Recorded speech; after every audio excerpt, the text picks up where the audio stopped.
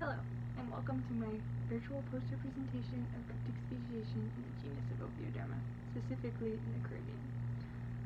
So what is a cryptic species?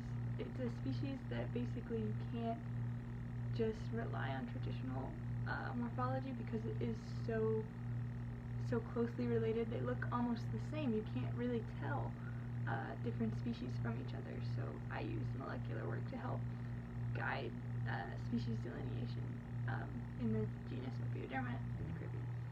And I started by doing 5 species from the Caribbean: Pressum, Cinerarum, Brevispinum, Brevicatum, and Rubicundum. And you can see those in the tree, and there are some pictures for you to look at. And you can see how there is variation between species, which leaves some, some wiggle room there.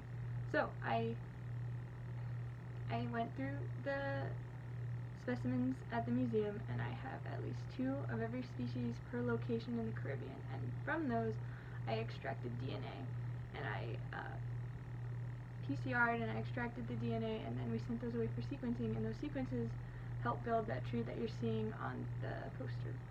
And then obviously there's a lot of questions there. There's very complex, some are based on location, some a little bit on morphology, some of the complexes in the little groups.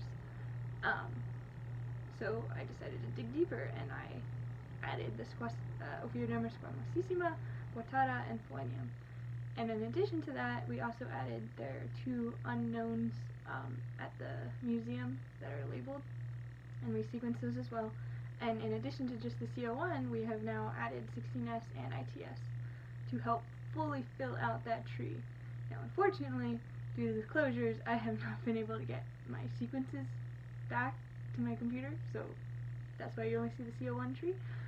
But they should clear up a lot of the questions, and then once I'm allowed back in the museum, I'll be able to go back and see each specimen and look for any morphological things that may have been missed due to oversight, or just because no one really thought to look, because they're clearly in this species box, and now we get to find out if there's more new species, because some of those, look at the one on the far right, there's one that's clearly far out there, so potentially a very interesting new species.